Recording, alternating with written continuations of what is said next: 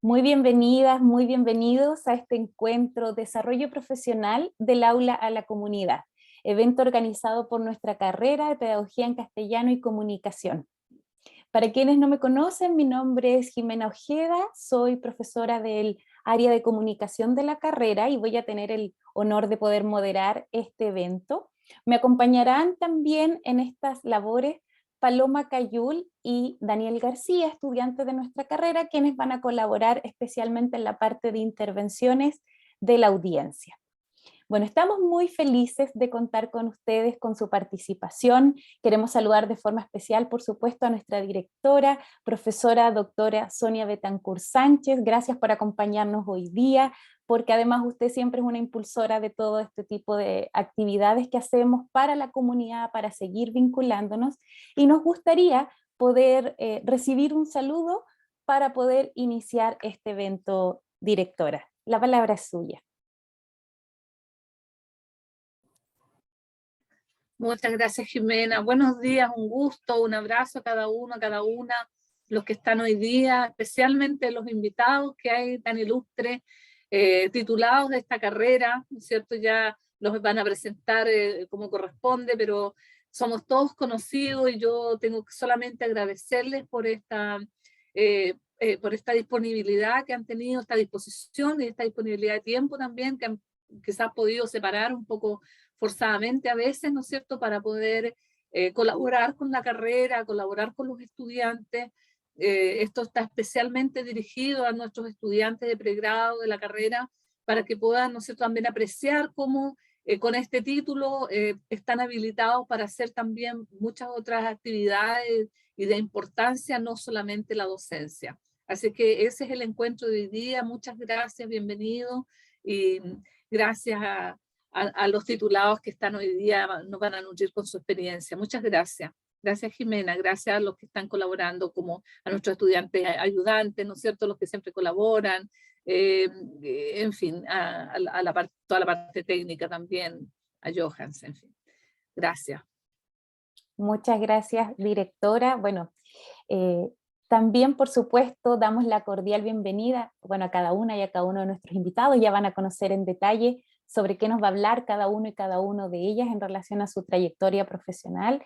Y por supuesto, y especialmente un saludo para nuestras y nuestros estudiantes de la carrera, profesores y profesoras en formación. Agradecemos por el interés de participar en esta actividad. Sabemos que estamos en diciembre, que es un mes complejo, y por eso dejamos el saludo para quienes nos acompañan hoy en la sesión de Zoom, así como para quienes van a seguir esta transmisión en Facebook, y además para quienes verán esta grabación de manera asincrónica. Esperamos que disfruten esta actividad y que sea una excelente instancia de encuentro, de diálogo y, ¿por qué no?, de reconectarnos con el propósito de por qué estudiamos esta profesión. Entonces, para iniciar, nos gustaría saber cómo están, cómo llegan a este encuentro, y para eso vamos a utilizar un recurso que seguramente ya todas y todos conocemos, que es Menti. Nuestros ayudantes van a dejar el link directo de acceso en el chat para que ustedes puedan compartir en base a 6 GIFs que van a encontrar ahí, cómo se sienten al iniciar esta sesión. Tenemos algunas opciones visuales que representan cómo nos encontramos, dado que es muy importante en todo encuentro saber cómo nos sentimos, cómo nos encontramos. Eso también es parte de la actividad, ¿no? Cómo nos encontramos hoy día. Así es que ahí van apareciendo ya algunos porcentajes. Hasta el momento un 67%, 80%, bastante alegre, bastante expectante al parecer, se complementa, ¿no?, el 80 con el 20%, muy bien. Hay algunos, 14%, que quizás están un poquito con sueño, entendemos, han sido semanas de hartas evaluaciones, pero nos alegra saber que nos encontramos, parece, en un muy buen pie para aprender, enriquecernos mutuamente también de lo que cada una y cada uno trae. Bueno, muchas gracias, tenemos un excelente escenario entonces, y con esto, muchas gracias por compartir cómo se sienten para esta actividad. Vamos a iniciar este evento que consta de 2 bloques. Comenzamos ahora el bloque número 1, que se denomina Experiencias Pedagógicas en el Aula. En este bloque contaremos con la presentación de los colegas Daniela Barrenechea, Susana Oñate y el profesor Renato Díaz. Cada uno tendrá 10 minutos para presentar brevemente algunos puntos centrales de su trayectoria profesional. La idea es que sean 10 minutos para que se presenten las 3 ponencias y al final tengamos un diálogo.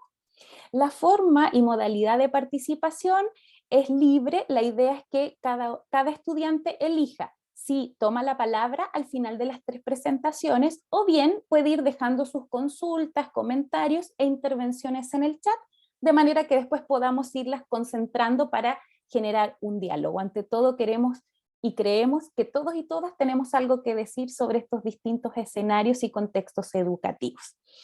Entonces, creo que ya estamos en condiciones de comenzar. Me gustaría chequear, eso sí, que están todas y todos los presentadores y me gustaría pedir a la profesora Susana Oñate si pudiéramos hacer un breve cambio en el orden, dado que la profesora Daniela aún está cerrando una clase, si pudiéramos comenzar con Susana Oñate. Susana, si pudiéramos, avísame por favor, hacer un Hola, pequeño Jimé, cambio. sin Hola, ningún ¿cómo problema. estás? Ya. Entonces voy a presentar en primer lugar a la profesora Susana Oñate, posteriormente a la profesora Daniela Barrenechea y finalmente para este primer bloque el profesor Renato Díaz. Bueno, nos acompaña hoy Susana Oñate. Voy a permitirme leer una breve descripción. Susana es profesora de Estado en Castellano y Comunicación, como todas nosotras y nosotros. Además, magíster en educación, mención evaluación educacional también de nuestra casa de estudio. Y actualmente Susana es estudiante de doctorado en educación en consorcio, en la sede Universidad Católica de Temuco. La profesora Oñate cuenta con 8 años de experiencia en docencia en distintos niveles educativos y hoy va a compartir con nosotras y nosotros una presentación denominada El discurso de la inclusión como dispositivo de exclusión. Ya el título nos parece sumamente interesante. Susana, muchas gracias por acompañarnos. La palabra es tuya. Gracias, Jimé. Gracias por invitarme, ¿eh? A mí me encanta participar de este tipo de instancias porque creo que son conversaciones que no solemos tener el tiempo de tener, en realidad, en el cotidiano. Entonces, bueno, hacer una pausa y abandonar un poquito lo académico para llevarlo directamente a cómo nos afectan ciertos conceptos que son muy importantes en nuestro cotidiano. El título de la ponencia es un poco desalentador, puede sonar un poco negativo, pero tiene una razón, y esa razón es que nosotros como profesores de lenguaje siempre tenemos el rol de fomentar el pensamiento crítico y la reflexión. Pero nosotros mismos en nuestras prácticas cotidianas tenemos muy poco espacio precisamente para esa reflexión, para ese cuestionamiento, sobre todo de aquellos elementos que norman nuestra práctica en el cotidiano. Y en la sociedad en la que nos encontramos hoy en día, hay un alto compromiso en el cual me incluyo con el discurso de la inclusión y con la práctica de la inclusión, con la superación de las barreras educativas que muchas veces le niegan a nuestro estudiantado la oportunidad de participar realmente de la sala de clases. El problema es que el discurso de inclusión al que adscribe el modelo chileno está a su vez amparado en un marco de poder y de conocimiento muy economicista que tiene ciertas cuestiones que nosotros debemos tener en consideración al momento de tomar. Nosotros siempre leemos mucho a Foucault en castellano, leemos a Stuart Hall, que son teóricos muy críticos acerca de la discriminación, y ellos nos aportan con 3 cuestiones que son fundamentales en nuestro cotidiano. Tomar conciencia de ellos, no desde el punto de vista de la teorización dura de los conceptos. Pero sí hay que tener claro, primero, que los estudiantes como sujetos de inclusión no existen en la práctica. Los inventamos a través del discurso. Tú no puedes caminar por la calle y encontrar como encuentras en el bosque un pájaro carpintero, encontrar un niño píe. No lo encuentras. Ese concepto, el niño píe, el estudiante con necesidades educativas especiales, el sujeto de inclusión, está inventado y construido por un discurso que lo ampara. Ese discurso es el discurso de la normalidad, es el discurso que está amparado en ciertos mecanismos de poder y que definen lo que es ser humano. Hoy en día nosotros vivimos en un marco conceptual que define al ser humano como un ser racional, que toma decisiones racionales, civilizado, y todas nuestras actuaciones están conforme a ello.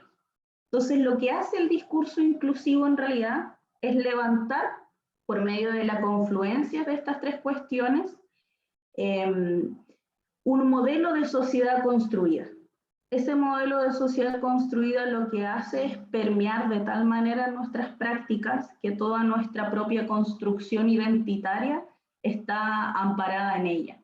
Ese modelo, que es el modelo más bien modernista, que llega hasta hoy en día racional, positivista, también muy de la mano con un modelo socioeconómico capitalista, neoliberal, de consumo, en que el ser humano se define como un consumidor y explotador de los recursos de la tierra, es el modelo predominante, es el modelo hegemónico.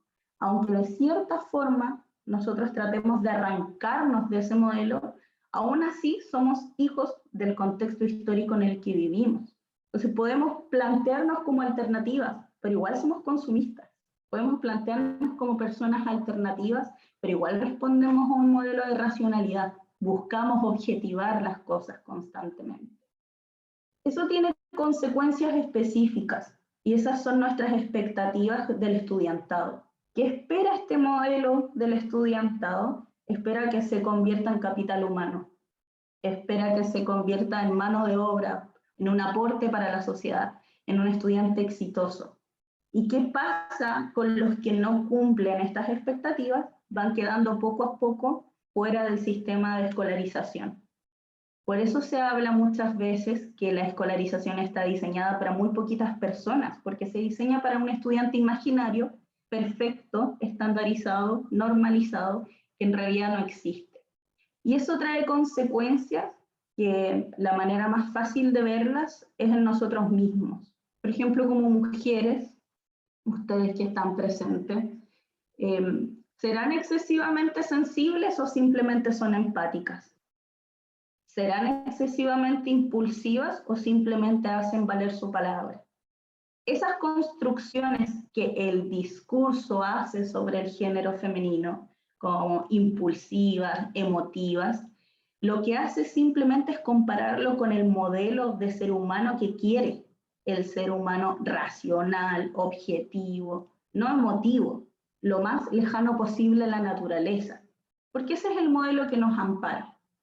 Teniendo eso en consideración, entonces el profesor del lenguaje tiene el rol de revisar algunos conceptos cotidianamente. ¿Qué es un estudiante con necesidades educativas especiales?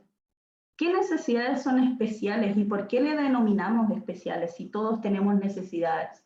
¿Existen las necesidades educativas que sean especiales en realidad? ¿O simplemente las asumimos porque están en el decreto 170, en el 83, en las directrices, etcétera, etcétera? Documentos que por lo demás son contradictorios unos con otros. Entonces nosotros debemos cuestionarnos aquello. ¿Por qué simplificamos la diferencia en una gran categoría? Sentimos esa necesidad de simplificar el mundo en las necesidades educativas especiales. ¿Qué es un estudiante vulnerable? ¿Vulnerable para qué? ¿Vulnerable para quién? Porque el concepto de vulnerabilidad es el concepto asociado al fracaso escolar. Por lo tanto, ese estudiante es un problema. Es construido el estudiante vulnerable como un problema. ¿Un problema para quién? Para el desarrollo económico del modelo que predomina, porque no va a ser buen capital humano. ¿Qué es el éxito académico? Aquí yo los invito a hacerse un cuestionamiento bien profundo, porque es chocante la primera vez que uno lo ve. ¿El éxito académico solo llegar a la universidad? ¿Y si nuestro estudiante quiere vivir de la tierra en su campo? ¿Es un fracasado por querer hacerlo? ¿O es simplemente otro modelo de vivir que nosotros no estamos acostumbrados a darle suficiente espacio? ¿Qué es el fracaso en consecuencia? ¿Qué es el estudiante migrante? Si ustedes se fijan en los documentos del Ministerio de Educación, las orientaciones para migrantes, uno las revisa y todos los migrantes son negros, todos los migrantes tienen el pelo rizado, todos los migrantes tienen aspecto de sufrimiento, o sea, el concepto de estudiante migrante es una racialización. Hay todo tipo de migrantes, pero el estudiante migrante se presenta como vulnerable y racializado. La discapacidad, ¿qué es? ¿Discapacidad para qué?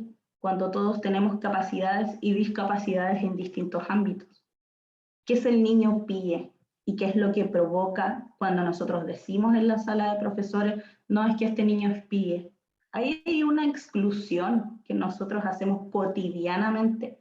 Segregamos, simbólicamente separamos a los estudiantes a través de las etiquetas. Y eso podría uno decir ya está en el discurso, pero lamentablemente cuando uno se mete un poquito en el ámbito de la investigación y empieza a ver videos de clase, uno se puede dar cuenta que los estudiantes que pertenecen a los programas de integración son bloqueados corporalmente por los profesores. Si están dentro de un grupo, el estudiante PIE está acá y el profesor habla hacia allá, le da la espalda. Por lo tanto, este tipo de discurso, ¿cuál es la relevancia?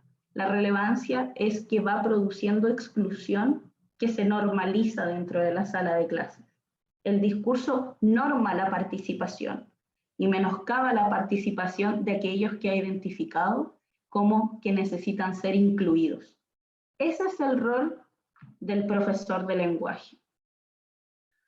¿Cómo reforzamos nosotros nuestra capacidad crítica reflexiva sobre la normativa que nos rige? Lamentablemente no basta con leer la normativa, hay que leer críticas a la normativa y menos mal, en esta época los medios sociales, los buscadores de internet están llenos. Uno busca crítica al paradigma inclusivo, crítica al decreto 170, crítica a tal cosa y aparecen. Y ahí uno empieza a ver cuestiones y a cuestionar su práctica. Un ejercicio tedioso, pero útil. Susana, Entonces, te aviso ¿cuáles que son te nuestros quedan, desafíos? discúlpame un momentito, Susana, te aviso que te quedan 2 minutitos para ya ir finalizando, por favor. Termino en uno, no te preocupes. ¿Cuáles son nuestros desafíos? Yo los enumero porque para mí son mis propios desafíos también en el cotidiano. Primero, comprender cada vez más el discurso que está detrás de las políticas educativas hegemónicas. No basta con diversificar la prueba, no basta con diversificar las guías, no basta con hacer codocencia en la sala de clases. Hay que comprender primero el discurso, luego cuestionar nuestra propia identidad construida a través de él. Nosotros somos todos aquí profesores y profesoras de lenguaje. ¿Cuántas veces nos dijeron que nos servíamos para las matemáticas? ¿Será real esa cuestión? Porque al menos a mí me pasa con los años que me doy cuenta que soy muy buena analizando estadística, por ejemplo, y dándole una mirada crítica a la estadística. ¿Por qué eso nunca surgió? ¿Cómo se construyó mi identidad asociada a la literatura desde un punto de vista de género también, en el que parecía que nos servía para las matemáticas? Solo cuando podemos cuestionar nuestra propia identidad que se construyó a través del discurso de otros, estamos preparados entonces para reconstruir nuestra visión de nosotros mismos y cuestionar la construcción que hacemos de los demás. Porque etiquetamos, y es inevitable etiquetar al estudiante, al deportista, y usamos todos los estereotipos habidos y por haber, al que no le gusta el lenguaje, al flojo, al que se sienta atrás. ¿Pero por qué se sienta atrás? ¿Quién le dijo que ese es su lugar? Quizás no explícitamente, pero sí implícitamente. Y finalmente, reflexionar sobre cómo estos discursos permean nuestras prácticas desde a quienes les prestamos atención, a quienes miramos en la sala de clases, porque siempre tendemos a privilegiar a los que más tienen, siempre tendemos a privilegiar al que muestra interés en nuestra asignatura y no en las otras. y al desnaturalizar la exclusión que nosotros mismos provocamos en la sala de clase. Solo en el momento que desnaturalizamos el estudiante que no participa y empezamos a cuestionar por qué no participa, por qué no se siente motivado a participar, por qué no se siente miembro de la sala de clases, ahí recién nosotros podemos traspasar las barreras. Un ejercicio tan simple como cuestionar en dónde te paras cuando haces la clase.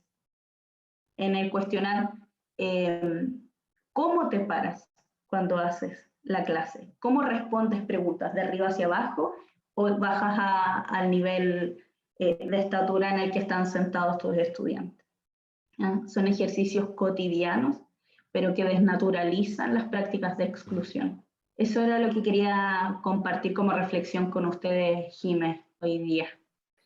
Hoy, Susana, muchas gracias por sintetizar tan importantes desafíos en 10 minutos. Desde acá te enviamos aplausos virtuales, por supuesto, nos encantaría poder hacerlo de forma presencial, pero muchas gracias porque ya con todo lo que compartes, al menos yo me quedo con una serie de preguntas e invitaciones muy bellas además. Así que muchas gracias. Recuerden que quienes tengan dudas, apreciaciones, intervenciones, las pueden ir dejando en el chat para al final de las 3 presentaciones abrir un diálogo. Aprovecho unos segunditos para saludar también a la profesora Orieta Guéregat, que nos acompaña, la veo aquí, bienvenida, qué bueno saber que está acompañándonos, y al colega Diego Lizarralde, muchas gracias por participar de esta actividad. Bueno, damos paso entonces a la segunda presentación de este primer bloque, con la profesora Daniela Barrenechea Ñancucheo, quien ahora sí ha podido sumarse, ya finalizó sus clases. Gracias, Daniela, por hacer un espacio dentro de tu día para compartir con nosotras y nosotros, y me permitiré hacer una breve presentación. La profesora Daniela Barrenechea Ñancucheo, mujer, profesora, escritora y creadora, mamá de Valentina, Ancahual y Ralmú, de origen mapuche, campesino y pobre, ha tomado la docencia como una herramienta de lucha para la movilidad social. Por lo mismo, ha decidido desempeñarse en contextos interculturales y multiculturales, dando énfasis a las individualidades y particularidades de sus estudiantes y sus respectivos contextos, entendiendo que la diversidad es un factor que enriquece el quehacer pedagógico. Hoy día la profesora Barrenechea nos acompañará con una presentación denominada Educando en contextos diversos. Bienvenida, Daniela, el tiempo es tuyo, tienes 10 minutos, yo te voy a avisar cuando ya lleves 8 minutos para que puedas ir programando tu cierre. Muchísimas gracias, espero se me escuche. Tuve un sinfín en este contexto diverso, así que mi presentación va a tener que quedar ahí en la espera porque estoy desde el teléfono, desde el celular, no me funcionó el computador jamás. Y bueno, vengo desde clases, recién saliendo, así que tampoco tenía no tuve el tiempo para prepararme con anterioridad para ver que el equipo saliendo de la clase funcionara ahora en esta instancia. Bien, bueno, como decía la profesora Jimena, ¿cierto? Voy a tener que decirlo hablado, no tengo la presentación, pero más que una presentación, me gustaría hacerlo como una reflexión para todos los que están participando y a su vez escuchando un poco de la ponencia de Susana, ¿cierto? Nuestra compañera, a la cual también saludo. Bien, mis contextos son justamente lo que a ella hace alusión, ¿cierto? Cuando hablamos de los estudiantes con necesidades educativas especiales, generalmente nos enfrentamos a esto que, como ella decía, son chicos que son un problema para el aula. Dado mi quehacer, me he dado cuenta que en realidad todos los estudiantes tienen necesidades educativas especiales y no necesariamente médicas, sino que tienen que ver con múltiples factores. O sea, llegamos a la sala de clase y encontramos que todos los estudiantes que tenemos son un mundo. Dado, no sé, las circunstancias, la casualidad, me ha tocado trabajar en contextos que son, como decía mi presentación, diversos. Mi primera práctica, mi primer acercamiento desde mi práctica docente ha sido en un establecimiento intercultural mapuche, ya bilingüe además. y como siempre he estado inquieta por conocer estos otros contextos, nunca o muy pocas veces he trabajado solamente en un lugar, sino que varias veces he trabajado en un colegio, en otra escuela y en enseñanza superior. ¿Por qué? Porque desde mi planteamiento, como decía también Susana, es importante que nosotros como docentes no perdamos el foco de desde dónde estamos ejerciendo nuestra práctica docente, desde dónde nos ubicamos para llevar el discurso formativo, el discurso de la educación. ¿Ya? Como decía la profesora Jimena en la presentación, creo que es relevante que nosotros como docentes nos pongamos un propósito en nuestro quehacer. En mi caso, mi propósito siempre fue para la movilidad social, porque fue la educación que hizo el cambio en mi círculo, y me hizo salir de ahí. Quizás en el discurso o en el texto que hablaba Susana, decía que los chicos que quizás quieran quedarse cultivando la tierra, tienen también, no son chicos que están, no sé, que no lograron, que quizás fueron fracasados. Pero ¿dónde está el tema? Es que los chicos tengan la oportunidad de elegir, porque hoy en día muchas veces los estudiantes no tienen la oportunidad de elegir, de quedarse cuidando los chanchos. Yo sigo trabajando en mi contexto diverso intercultural, o si quieren ir efectivamente a la universidad. O sea, no, yo creo que todavía la educación formal chilena, sobre todo en la región, no ha llegado a ese punto en donde un chico de origen mapuche campesino o de origen haitiano, migrante, o de origen venezolano también migrante, o un chico de origen chileno, monolingüe, pueda decidir con todas las oportunidades y con toda la claridad decir, voy a ir a la universidad o me voy a quedar haciendo algo distinto para mi vida. Creo que esa oportunidad y esa movilidad la da la educación, pero también tenemos que ser nosotros, los profesores, quienes tengamos claro ese objetivo en nuestra práctica docente. Como digo, dado mis contextos, esa oportunidad de decidir no está, no existe. Ya los chicos estudiantes, sobre todo, tomando nuevamente la ponencia de Susana, sobre todo si los chicos son pertenecientes al programa de integración, se les etiqueta. ¿Ya? Y aún así, esos chicos ya van con esa etiqueta y van por debajo en esta carrera, si la vemos así, en comparación con sus demás compañeros. Aún empiezan peor la carrera si estos niños son del programa de integración y además son de familias, por ejemplo, hablantes del mapudungún en su casa, o que son de estudiantes de muy escasos recursos. Porque claro, hablamos de la vulnerabilidad, pero la hablamos desde nuestros parámetros de conocimiento de lo que es la vulnerabilidad o lo que es la pobreza. Pero en el mismo contexto uno va conociendo niños que las familias no tienen para darle la colación, por ejemplo. Hoy día nosotros estamos en presencialidad en la escuela, y los niños no pueden comer en los comedores del establecimiento por los protocolos COVID. De hecho, yo estoy acá en el PRA sin mascarilla, pero nosotros tenemos que con mascarilla siempre.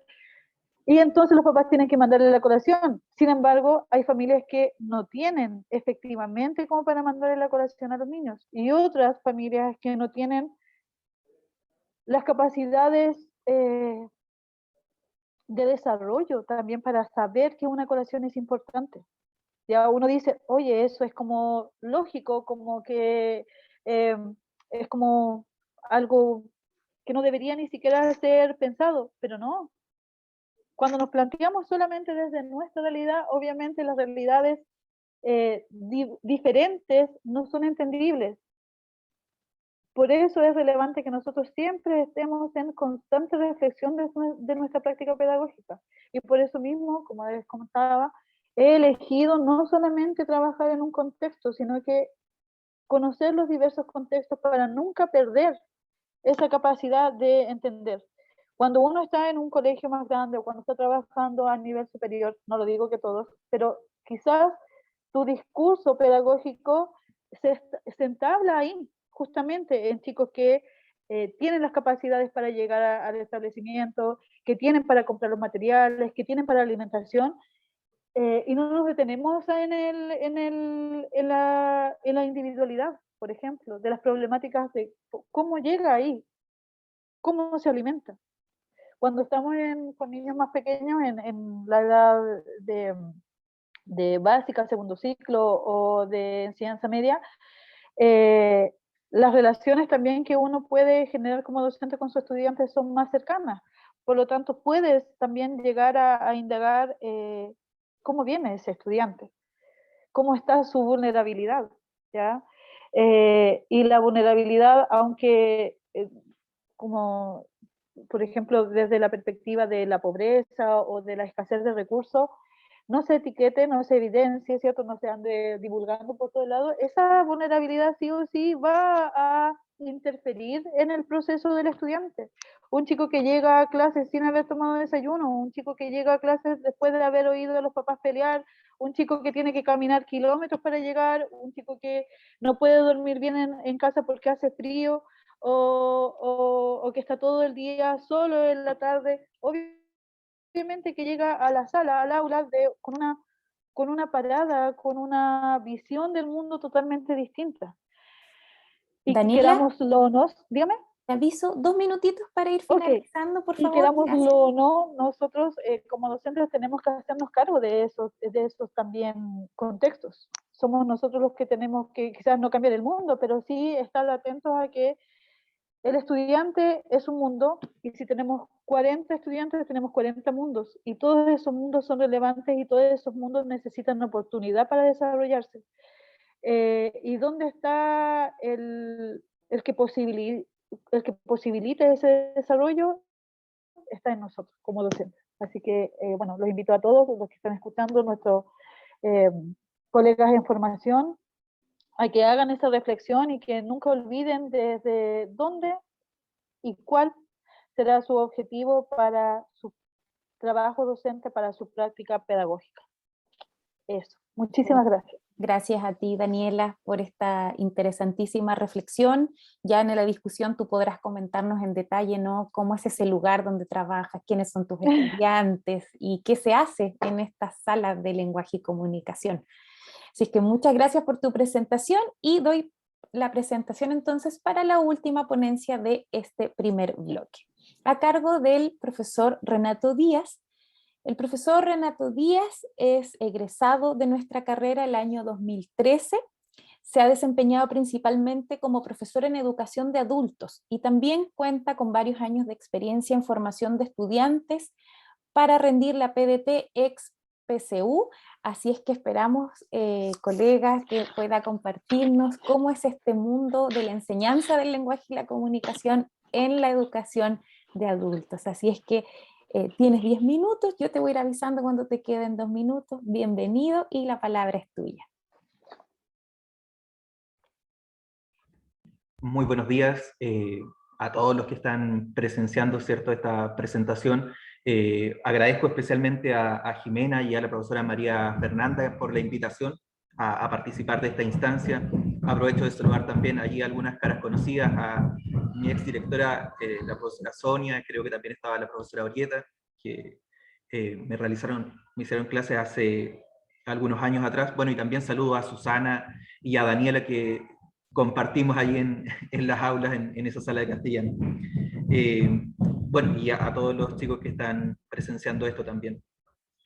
Tal como decía Jimena, voy a hablarles un poquitito acerca de la educación de adultos. ¿Ya? Primero, el primer concepto que quizás es necesario cambiar un poquitito es que cuando muchos pensamos o oímos el término educación de adultos, lo asociamos a personas mayores, personas de 40, 50 años, y eso hoy en día no se da. Ya, por ejemplo, cuando yo recién egresé y comencé a trabajar en educación de adultos, pensé que iba a tener a muchas personas de 50, 60 años en las aulas, y la verdad es que no. La mayoría de los chicos, el 90%, son estudiantes que tienen 17, 18, hasta 25 años. Entonces, pero sí se dan algunas personas adultas, por ejemplo, que tienen 50, 60 años, pero son casos bastante puntuales. ¿ya? Entonces la mayoría, bueno, y por allí leo a Vanessa que dice, yo salí de educación de adultos, así que confirmo, sí, la mayoría son chicos que tienen 18, 20 años. Entonces, primero, eso, quitarnos la idea de que son personas adultas, como lo que cotidianamente entendemos como adultos.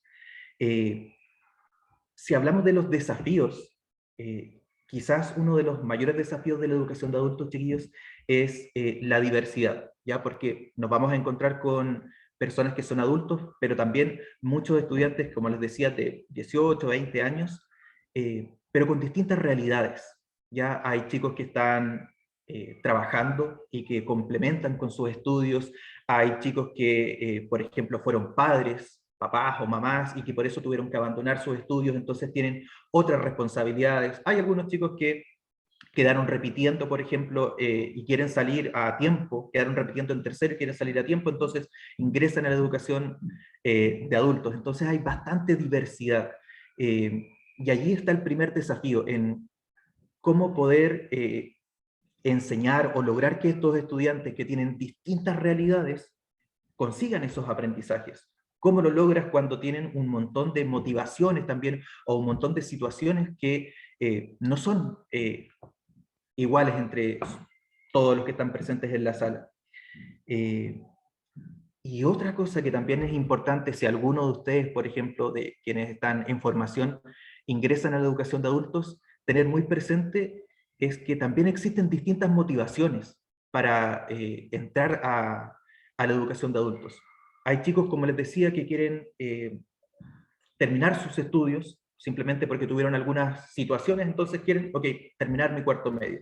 Hay otros que quieren, por ejemplo, terminar cuarto medio porque lo necesitan para sacar licencia de conducir, por ejemplo, simplemente. O hay, y se da mucho hoy en día, estudiantes que quieren ingresar a la educación superior, ya sea ingresar a un instituto o ingresar a la universidad. Entonces, el desafío está allí también, en cómo nosotros podemos entregarles las herramientas necesarias a todos estudiantes bastante diversos para que logren sus objetivos. Terminar su cuarto medio, ingresar a la educación superior o ingresar, qué sé yo, por ejemplo, al ejército. Entonces, la diversidad creo que es la principal característica que tenemos en educación de adultos. Edades, insisto, motivaciones para estudiar, y tal como les mencionaba, quizás uno de los elementos importantes es que la mayoría de estos estudiantes, no sé si la mayoría, pero hay muchos que tienen este deseo, este anhelo de seguir estudios superiores. Entonces, y el currículum que hay en educación de adultos no apunta tanto a que los estudiantes puedan conseguir ciertos contenidos o conocimientos para que accedan a la educación superior. Entonces allí nosotros, quienes nos desempeñamos en educación de adultos, tenemos que ver cómo conseguir que los estudiantes obtengan los aprendizajes necesarios para que puedan rendir una buena prueba de ex-PSU, ¿cierto? Y actual PDT. Como consejos, ya quizás para todos los que se están preparando, ¿cierto?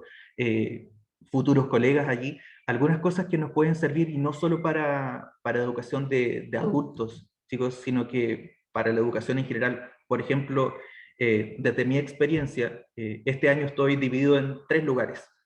Trabajo en el colegio de adultos, trabajo en el preuniversitario y también trabajo en un colegio particular. ¿Ya? Entonces, las realidades son bastante diversas, pero hay algunas cosas que les pueden servir en cualquier contexto que ustedes se desempeñen como profesores.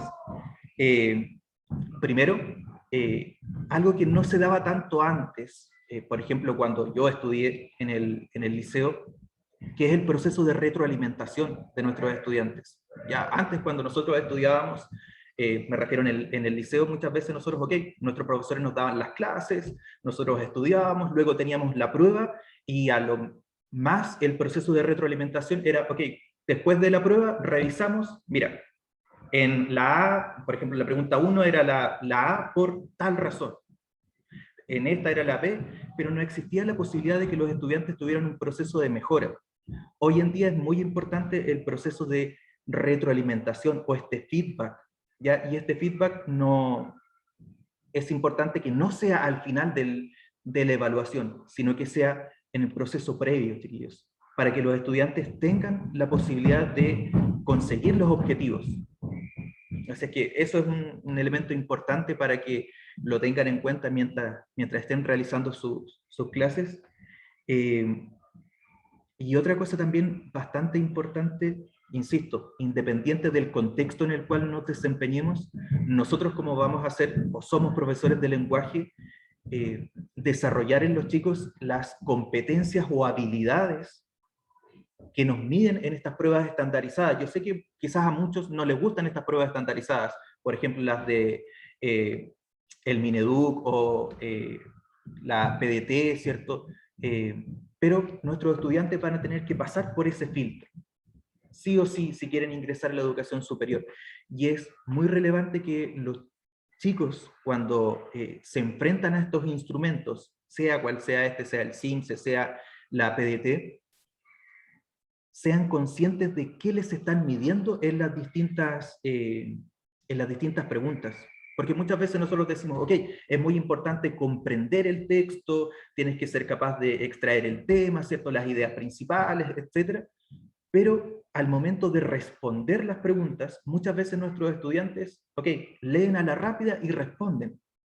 Pero si nuestros estudiantes fueran conscientes de lo que les están pidiendo en esa preguntita en específico, por ejemplo, si ellos fueran conscientes de que en esa pregunta, por ejemplo en la 3, me están pidiendo interpretar, o me están pidiendo inferir, o me están pidiendo evaluar, la posibilidad de que ese estudiante responda bien esa pregunta es mucho, mucho más alta. Entonces, como se están formando, ¿cierto? Están en este proceso de preparación, algo que les puede servir y como consejo, chiquillos, trabajar mucho el proceso de retroalimentación, este proceso de feedback, que va a ser muy importante, y lo otro, trabajar con el tema de las habilidades o destrezas en comprensión de lectura. Leer bastante acerca de eso para que después nosotros podamos enseñarles a los chicos y que ellos sean conscientes, y cuando se enfrenten a un instrumento digan, ok, acá me están pidiendo que yo evalúe el texto, o que me están pidiendo, por ejemplo, que infiera, entonces no tengo que realizar tal proceso, y sí este. ¿Ya? Entonces, eso como consejo les va a servir bastante, ¿ya? Independiente Renato, del contexto en el disculpa, cual se estén te desempeñando. ¿Sí? interrumpo un segundito, 2 minutitos para ir finalizando, por favor. Ok, entonces, retomando lo primero que les había mencionado respecto a la educación de adultos, es un desafío bastante grande, chiquillos, pero además es bastante entretenido. Es entretenido, lo pasan muy bien con tus estudiantes, pero sí es bastante diverso y allí tiene ciertas complejidades. Y es importante, ¿cierto?, que nosotros les entreguemos las herramientas a los estudiantes para que ellos puedan, por ejemplo, elegir si es que quieren ingresar a la educación superior, ya sea universitaria, técnico profesional, o dedicarse a trabajar en lo que ellos quieran, pero que tengan las herramientas, que ellos puedan decidir lo que quieren estudiar. Nosotros tenemos que estar allí para entregarles las bases, y ellos pueden decidir después. Y lo otro, independiente de, insisto, el sistema educativo o en el colegio que nos estemos desempeñando, el tema de la retroalimentación, chicos, y el tema de las habilidades, que son muy importantes y que les pueden servir más adelante cuando ustedes comiencen a trabajar. Eso solamente. Muchas gracias, Renato, por compartir tu experiencia.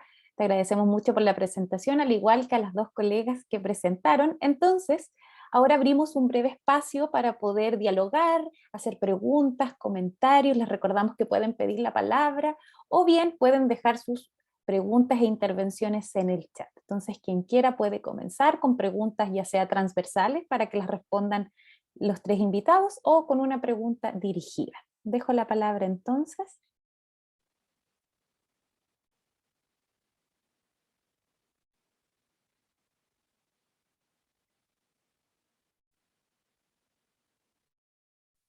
Bueno, quiero comenzar yo. Así que... O le doy la palabra.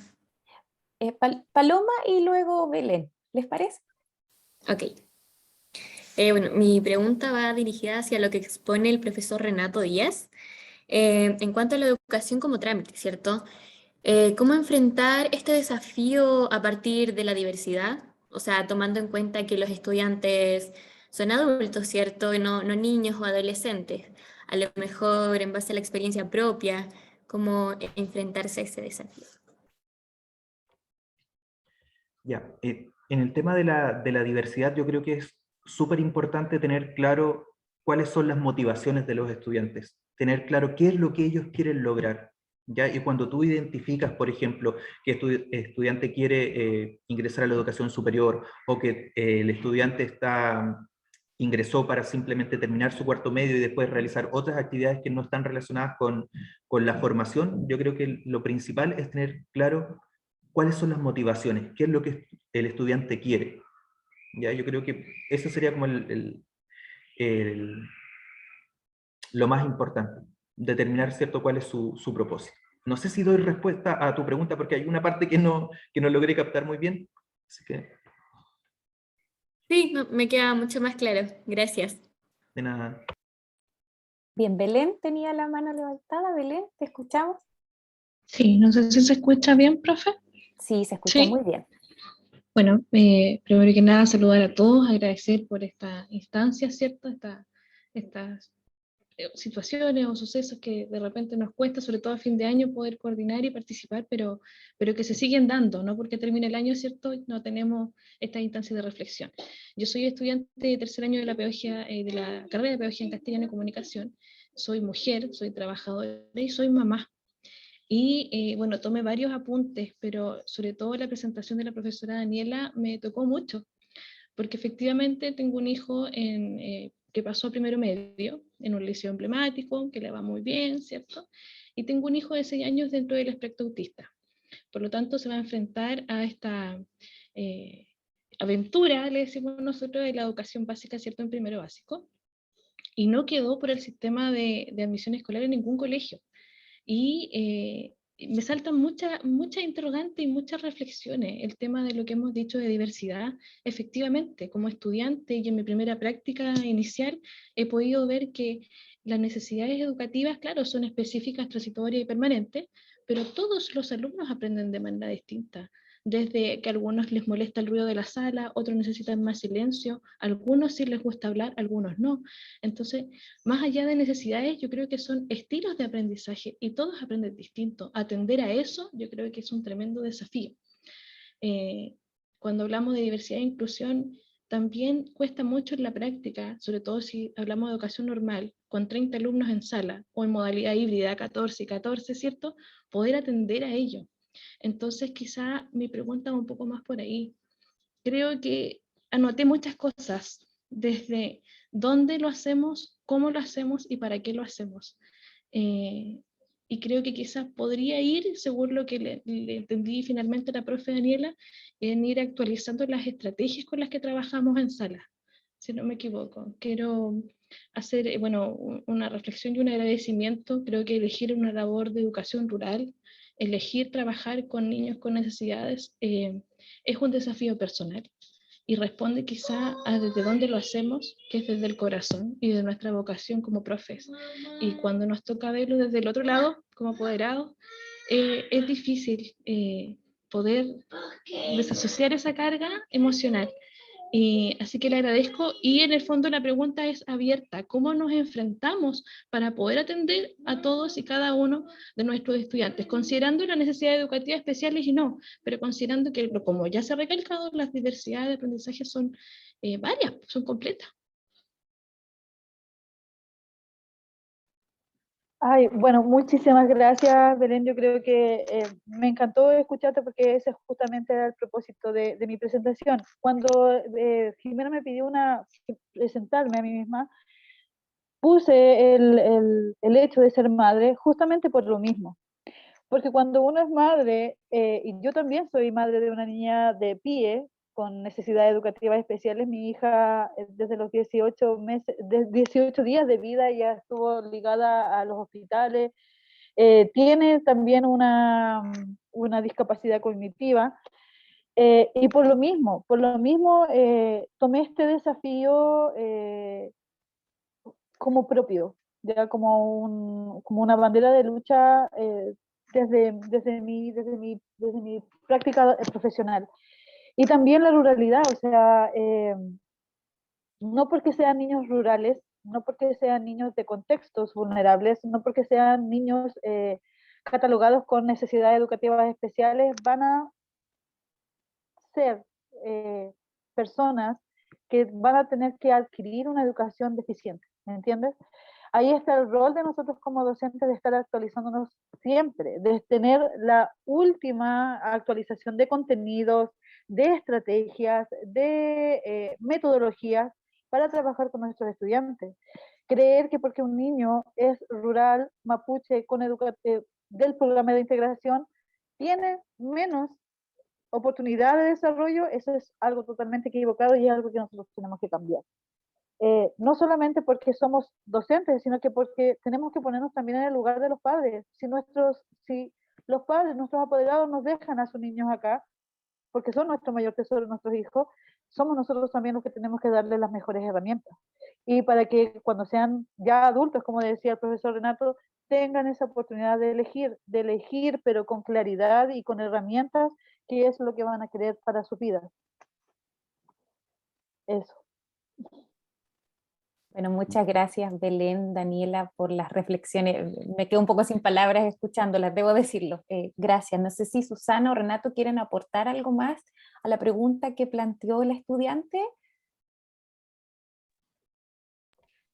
Sí, bueno, en términos prácticos, los profesores de lenguaje tenemos una gran ventaja. He tenido la oportunidad, por suerte, de trabajar de quinto básico hasta posgrado, entonces se gana experiencia, lo que decía Daniela adelante y lo que compartía Renato, de trabajar en más de un lugar a la vez, siempre es positivo. Aunque les guste la academia, yo relevo mucho esa cuestión. A mí me encanta la academia, me encanta la investigación, me encanta hacer clases en pregrado, me encanta meterme en hacer clases en diplomado, en formación continua, etcétera, etcétera, porque lo encuentro interesante y alimenta mi lado ñoño de mi identidad. Pero no dejen de hacer clases en las salas. Si no pueden trabajar para un colegio, métanse en proyectos. Yo trabajo en mi población, con mi junta de vecinos, porque no puedo tener un contrato en este momento con un colegio, porque estoy entre que estudias e investigas y no se puede hacer todo, pero manténganse conectados porque es tremendamente valioso. Y eso permite también darse cuenta que los que más saben sobre inclusión y lo que necesitan son los mismos estudiantes, ¿ya? O sea, un estudiante de 6 años te puede decir lo que necesita y te puede decir cómo necesita que lo ayudes, y por lo general son sumamente claros en cuáles son sus necesidades, y esas necesidades no necesariamente son especiales porque el estudiante tenga un diagnóstico en específico. Nuestro sistema es súper patologizante, es súper clínico, pero la verdad es que las soluciones son súper prácticas. Hay metodologías que ayudan mucho también, que son los ABP de preguntas, los ABP de proyectos y los ABP de problemas de investigación, que son tremendamente útiles porque favorecen mucho el trabajo en equipo, el trabajo colaborativo más bien, con distintos roles, pero sin caer en el pecado de poner notas grupales, porque uno pone notas grupales y despierta el sentido de la competencia en el ser humano de querer asegurar la buena nota. Todos hemos caído en la competitividad porque somos hijos de nuestra época. Entonces tenemos que tener ciertos cuidados. Pero en términos prácticos, las metodologías de proyectos de distintos ABP que existen son tremendamente útiles. Y también aprender a construir nuestros instrumentos de evaluación de manera diversificada y flexible. No construyamos, por ejemplo, una rúbrica para evaluar una disertación de cierta forma. Construyamos una escala de apreciación para evaluar la presencia de los ejes temáticos de lo que queremos evaluar. Pero démosle la libertad al estudiante que no es bueno escribiendo, por ejemplo, o que tiene problemas de disgrafía, por ejemplo. No le vamos a pedir un ensayo a mano. ¿Para qué? ¡Qué tortura! Si me puede disertar. Los estudiantes pueden rapear un libro, pueden hacer una maqueta sobre un libro, pueden hacer un poema sobre un libro, pueden representar una escena del libro, pueden escribir un ensayo sobre el libro, y aún así todos están accediendo al mismo aprendizaje. No es necesario que el aprendizaje se represente de una sola forma. Y yo creo que ese igual es un quiebre para nosotros como profesores, porque somos súper academicistas. Los profes siempre tenemos que andar controlando nuestro ego. Entonces, el estudiante no tiene por qué escribir como un poeta. Puede tener otras formas de representar el lenguaje, porque al final todo es texto. Y esa es una ventajita de nuestra carrera en específico. Así que no sé si eso ayuda, Belén. Sí, profe, muchas gracias. A mí me gustaría aportar una última cosita antes de irme con los chicos de octavo, que tenemos presentación de obras de teatro y todo eso, así que en unos minutitos me voy para allá. Belén creo que había planteado una pregunta que estaba relacionada con también esto de las necesidades educativas o la diversidad que hay en nuestras aulas. Una cosa también importante, chicos, es que nosotros no somos islas, no trabajamos solitos. Hay otros profesionales que también nos pueden ayudar dentro de los colegios. Ya yo sé que muchas veces no están. También es cierto, hay algunos colegios que no tienen los profesionales necesarios, pero cuando existen, también tener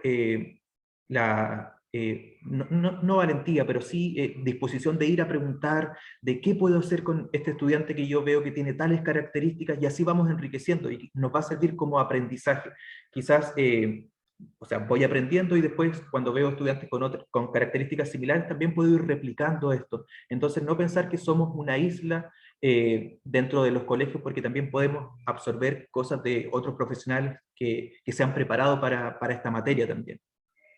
Eso, y otra cosa que me tomo de lo que decía Susana también recién, dejar de pensar que las pruebas son la única forma que tenemos de evaluar a los estudiantes. Ya existen muchas formas. Por ejemplo, en el colegio donde trabajo, o en uno de los colegios donde trabajo, nos han pedido que diversifiquemos absolutamente las formas de evaluación. Por ejemplo, los libros ya no los evaluamos con una prueba, buscamos otras estrategias, con lab, con presentaciones, con presentaciones de booktuber, de estos chicos que tienen que comentar estos libros y los suben a YouTube. Entonces buscar otras estrategias para evaluar a los estudiantes. Ese creo que es un muy buen consejo que les mencionaba Susana recién. Eso. Muchas gracias, colegas, por enriquecer tanto esta muy rica pregunta que además dejó Belén. Así es que doy la palabra a Paloma para leer los comentarios finales y que así podamos ya cerrar este primer bloque. Sabemos que seguro quedan muchas reflexiones y la idea es que este espacio sirva para abrir la reflexión, que nos llevemos ojalá más preguntas que respuestas, porque también ese es el objetivo, ¿no? Que estemos curiosos, curiosas. Así es que Paloma, te dejo la palabra para compartir los últimos comentarios, por favor. Gracias, profe. Bueno, comenzar con lo que comenta María José Mora. Dice, me encantó lo que planteó la profe Susana. Muchas veces estos puntos los dejamos de lado y somos conscientes de la segregación a algunos estudiantes y no hacemos nada por cambiar eso. Lo que planteo nos hace cuestionarnos esas actitudes que están claramente mal, pero muchas veces se dejan pasar. También acá tenemos el comentario de Vanessa, que dice, me gusta mucho la idea de cambiar el sistema, de cambiar el simple entrega de contenidos por el desarrollo de habilidades para lo académico y para la vida, cuando esto sea respetuoso con los contextos individuales de cada uno. Valentina Pichigual nos comenta que le llamó bastante la atención el punto que tocaba la profesora Susana sobre el concepto de normalidad. Es algo construido por la sociedad en que nos movemos y que en pocas ocasiones logramos cuestionárnoslo completamente. Es más, seguimos reforzando ideas sesgadas en el aula dado esa falta de reflexión. José Miguel igual nos comenta que es verdad, en cuanto a lo que expone la profesora Susana igual, que muchas veces ha dicho que las niñas con descendencia mapuche u otro pueblo originario no tienen la misma capacidad que otros niños y que no tienen ninguna justificación ni argumento. En cuanto a lo que exponía la profesora Daniela, disculpa. Muchas gracias, Paloma, muchas gracias nuevamente Susana, Daniela, Renato, por acompañarnos hoy día en este bloque. Gracias a quienes plantearon sus preguntas. Les damos un aplauso virtual, y cerramos con esto entonces este primer bloque Y damos inicio entonces al segundo bloque y final de este encuentro denominado Otras experiencias profesionales. Tengo que comunicarles que este bloque va a comenzar con la presentación de la profesora Paula Escobar. Lamentablemente el profesor Christopher Villalobos, quien iba a participar en esta sesión, no pudo acceder por un tema, se los comento, porque él está en Francia en estos momentos y hay muchos temas de acceso y restricciones y no pudo ingresar desde el lugar donde está a las sesiones de Zoom. Solamente pueden usar otra plataforma, no sabíamos que eso ocurría.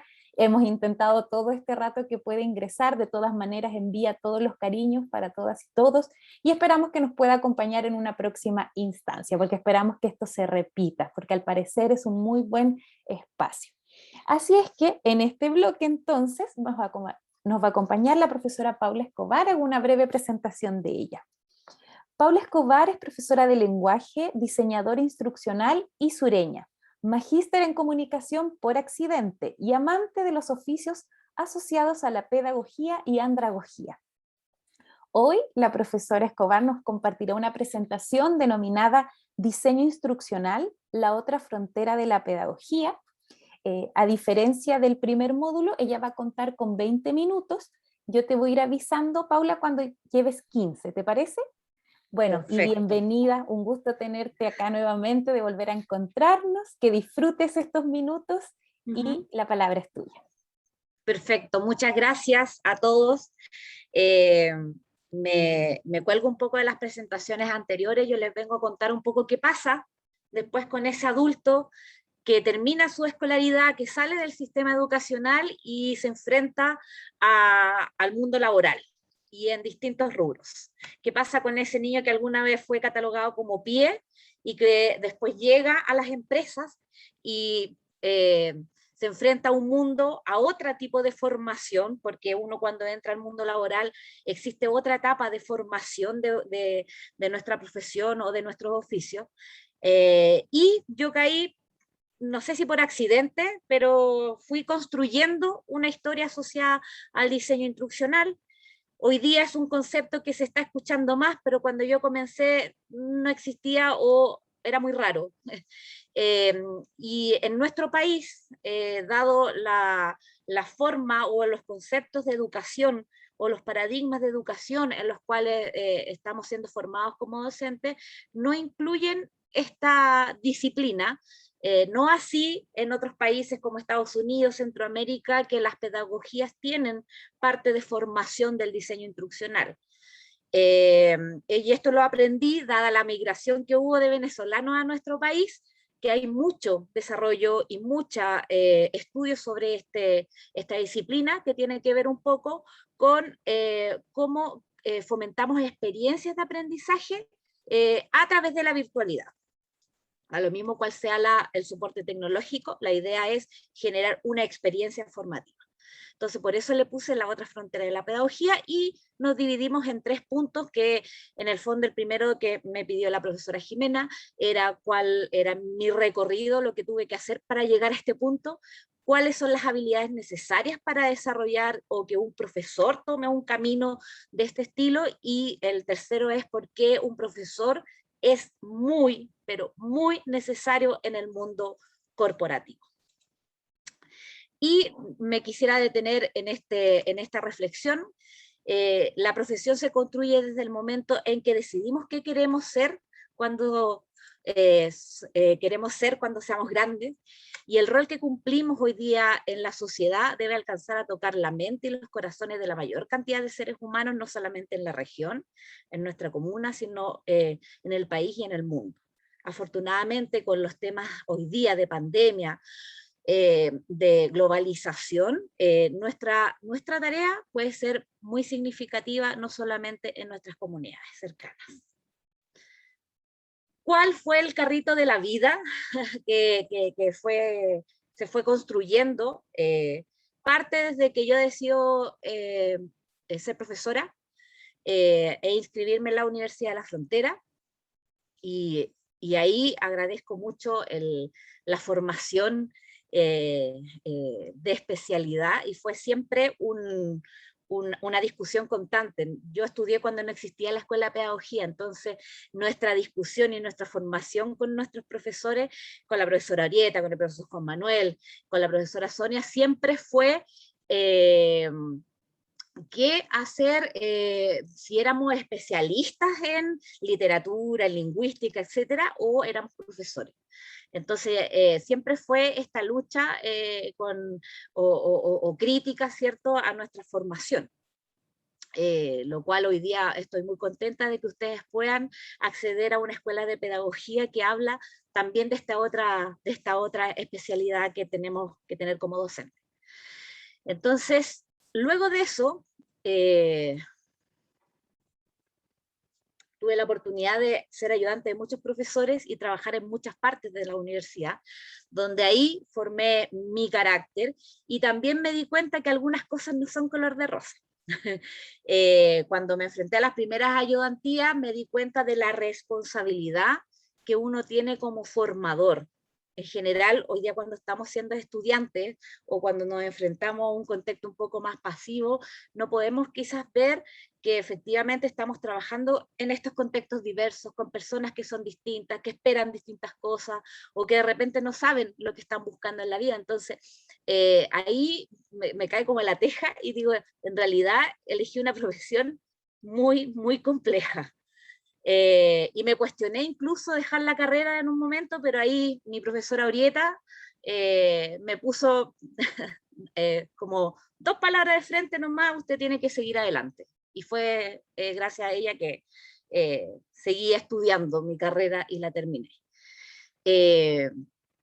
Por azares de la vida, llegué al Instituto de Informática Educativa, no sé si lo conocen, no sé si han escuchado de él, está al ladito ahí al lado de la casa del Rupu, donde conocí al profesor Edgardo Parra. Él me llevó a trabajar con él, haciendo unas tareas de laborante como estudiante, y ahí conocí el aprendizaje electrónico y me dio una perspectiva distinta de lo masivo y de lo diverso que puede ser el público al que podemos llegar con estas experiencias educativas. Entonces, para mí fue como encontrarme con una herramienta nueva dentro de mi profesión. Luego terminé mi carrera en la universidad y seguí aprendiendo la comunicación, donde descubrí otras técnicas y otras teorías que están asociadas y que son muy falentes hoy día en el mundo laboral. Ustedes no saben la cantidad de problemas que ocurren dentro de la empresa solamente porque el jefe, porque el colega, porque el dueño de la empresa no supo elegir el verbo exacto para dar una instrucción. Y la comunicación falla y te genera una serie de pérdidas, de malestares, de desgaste. Entonces, un profesor de lenguaje que maneja bien los conceptos, que se sabe mover en diferentes ámbitos, en diferentes contextos, efectivamente puede ser un muy buen aporte a estos procesos laborales corporativos. Y bueno, terminando mi formación, mi educación, aquí vamos adelante a ver qué pasó.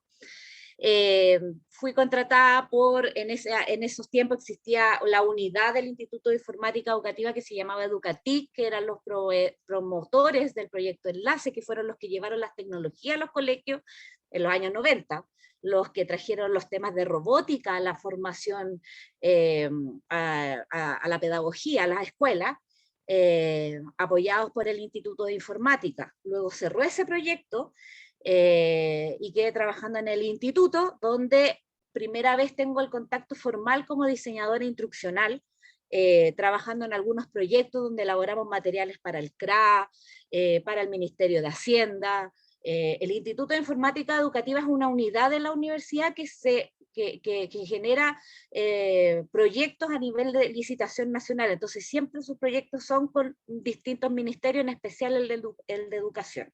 Hoy día precisamente estuve pituteando para ellos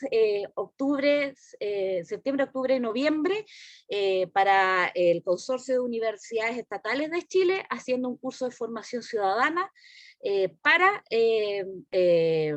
estudiantes de las universidades, para docentes y también para administrativos, porque es un tema que, dado el estallido social, implica también poner estos temas relevantes sobre la mesa y qué están haciendo las universidades o cómo pueden aportar al desarrollo del rol ciudadano activo de las personas. Y luego ocurren otras cosas en mi camino, voy a hacer distintas clases, en la Mayor y en la Autónoma en Temuco, y luego ingreso a la Escuela de Pedagogía a trabajar como coordinadora de prácticas, y duré muy poquito. La verdad es que tengo un poco problemas de genio, entonces duré muy poquito y quería explorar otras cosas en mi carrera. Tomé una maleta, mi perrita, y me vine a Santiago, que es el lugar donde les estoy hablando hoy día. Así que ahí empezó otra carrera. Aquí vamos de nuevo a empezar desde cero, no tenía idea que iba a ser acá en Santiago. Así que empecé a postular a todo lo que encontré, y en una de esas me encontré con una empresa que se llama Digital Learning, que es como una especie de, no, es una UTEC que se dedicaba al rubro de la capacitación y learning. Fueron los pioneros en poner en la mesa hace 20, 25 años atrás los temas de formación a distancia para los trabajadores, dado que muchas empresas, por ejemplo Ripley, tiene sucursales en todo el país, y mandar a un relator a distintas partes del país significa que voy a retrasar un proceso de formación que yo necesito que sea efectivo en un momento y en un plazo determinado. El retail, por ejemplo, es súper dinámico, entonces necesita que esa persona aprenda algo, y quizá a los 2 meses lo va a tener que desaprender y llegar a otro concepto. Entonces, ellos impusieron este tema en los temas laborales. Y ahí fue la decisión entre la educación versus la corporación. Y ahí aprendí mucho de metodología, que es un consultor metodológico. Yo postulé a ese cargo, no sabía ni idea de lo que iba a hacer, y trabajé con diseñadores instruccionales. Mi rol en ese momento era ser el punta de pie al principio de los proyectos, donde yo establecía la metodología de los cursos. El cliente me entrega a mí lo que quiere que se diga, y yo lo oriento a él en la mejor metodología para que un trabajador viva una experiencia educativa.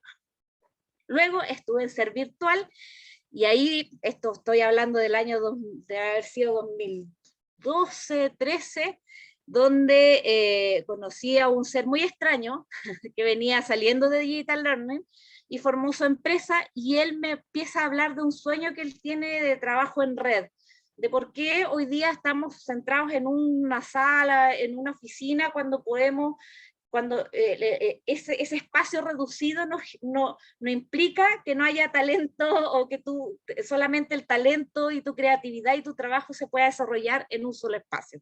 Entonces a mí me enamoró esa idea, y empezamos a construir esta empresa donde queríamos pasarlo bien y trabajar de forma colaborativa con gente de Iquique, de Temuco, y fue una experiencia muy enriquecedora. Establecimos ahí todo lo que hoy día, gracias a o dado por la pandemia, se está viendo en temas de las universidades, los colegios, estas capacitaciones híbridas. Nosotros ya las estábamos viendo en esos años. No nos compraban mucho, pero igual lo intentábamos, así que sobrevivimos.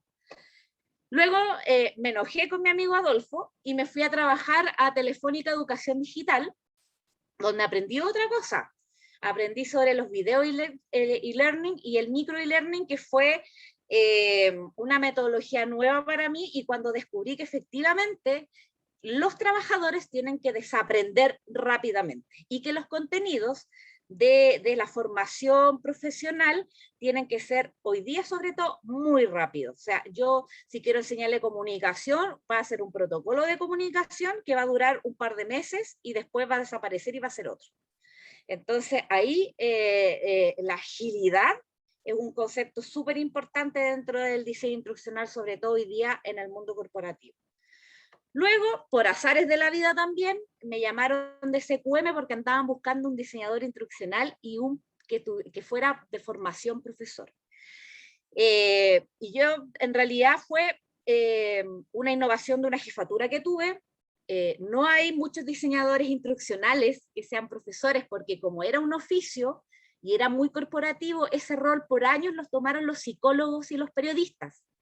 el profesor se quedó en el aula. Entonces, lo que andaban buscando era súper específico porque ellos tenían una metodología de entrenamiento interno para los mineros, para los operadores y los mantenedores, que era la matriz de habilidades, y la matriz de habilidades era 4 niveles de conocimiento: conoce, trabaja con ayuda, trabaja por sí solo y puede enseñar. Y en esa base se necesitaba mucha metodología para establecer un procedimiento de entrenamiento para que un trabajador que no sabía llegara al nivel de puedo enseñar. Ahí hablamos del formador de formadores, trabajamos en una plataforma, hablamos de comunidad de líderes, y fue un momento muy bonito porque primera vez que en la minería existía este rol. Y la importancia que el trabajador le daba a estos procesos cuando encontraba que alguien de verdad estaba preocupado por él, y se encuentra uno con unas diferentes también experiencias muy bonitas. Trabajamos con los temas de aprendices, donde traíamos gente de las comunidades aledañas a la minera a entrenarse 3 meses en un proceso que no conocían, que era la fabricación, la obtención del litio, y muchos de ellos no habían ni siquiera generado una carrera técnica asociada a la minería. Entonces fue súper enriquecedor entregar una malla para que ellos hoy día puedan obtener el trabajo cerca de sus comunidades y se puedan desarrollar y también ahí crear una historia. Y hoy día estoy aquí. También me enojé con SQM y me fui. Soy muy enojona yo. Entonces me fui y hoy día estoy trabajando en la Mutual de Seguridad, en la gerencia de minería.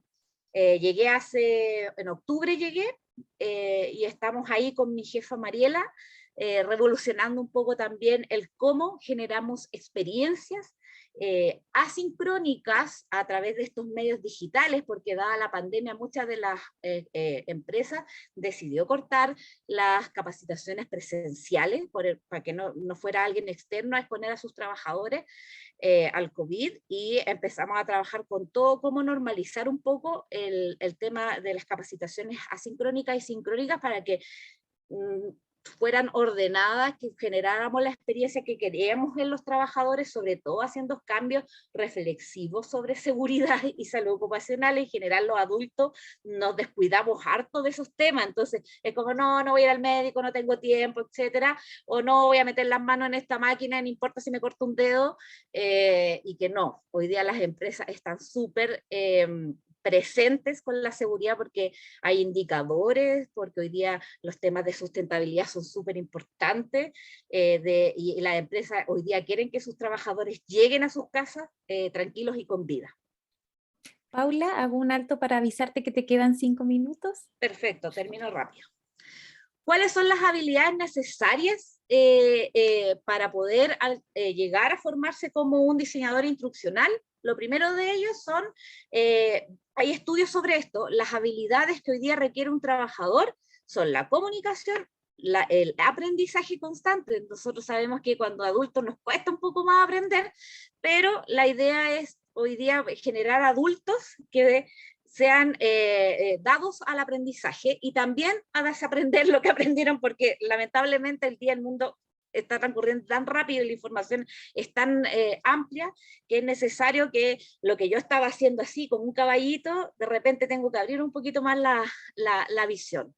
Y el trabajo en red, que ya no es el concepto de trabajo en equipo, donde yo me reúno con mi colega que está al lado, sino que tengo que diversificar mi acción y mi red de contacto. Y no necesariamente con la empresa en la que estoy trabajando, a lo mejor necesito hablar con más empresas y de diferentes rubros.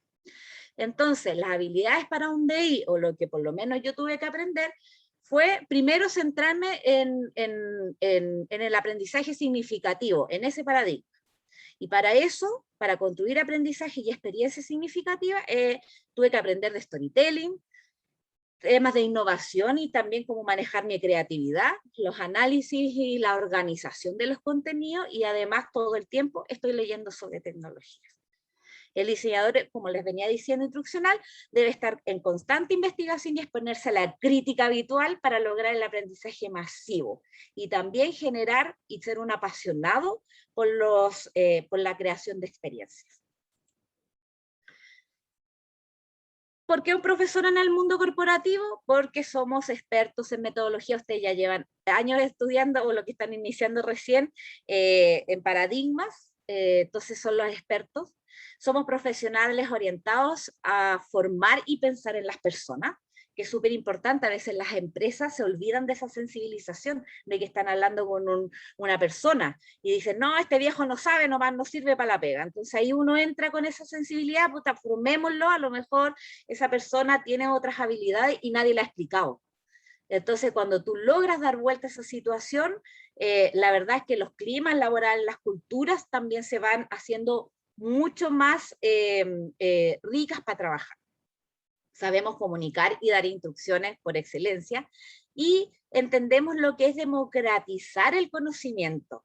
Las empresas en general hoy día están así, no, esto es lo que yo sé y es mi negocio. Hoy día nosotros sabemos que eso no va ya no es sostenible en el mundo. Entonces nosotros sabemos que el conocimiento tiene que expandirse. Sabemos evaluar también en contextos diversos y somos capaces de adaptarnos a diferentes contextos. Si algo vamos a aprender en la universidad es que podemos hacer clases en la escuela rural, en el liceo de adultos, en cualquier parte. Nos adaptamos, no sé cómo, no sé por qué, pero nos adaptamos a diferentes contextos. Y por último, para dar paso a la reflexión, me gustaría dejar los invitados a tres, si es que desean explorar este mundo. Yo tengo un proyecto con mi actual trabajo de hacer una escuela de diseñadores instruccionales, porque considero que faltan más profes en este mundo. Entonces, si ustedes quieren explorar otros caminos profesionales sin dejar, ¿cierto?, la pedagogía, sin dejar ese norte, la primera es que el Instituto de Informática Educativa, que lo tienen al lado, siempre busca laborantes para los proyectos. Y es una buena oportunidad, son buenos formadores que siempre están a la vanguardia, siempre están ahí teniendo proyectos que son importantes, tanto en el Ministerio de Educación como en otros lados. Y pueden enviar su currículum a Ruth Keuler, que ella es como jefa de recursos humanos del instituto, indicando la disponibilidad de horario que ustedes tienen para ir a trabajar con ellos.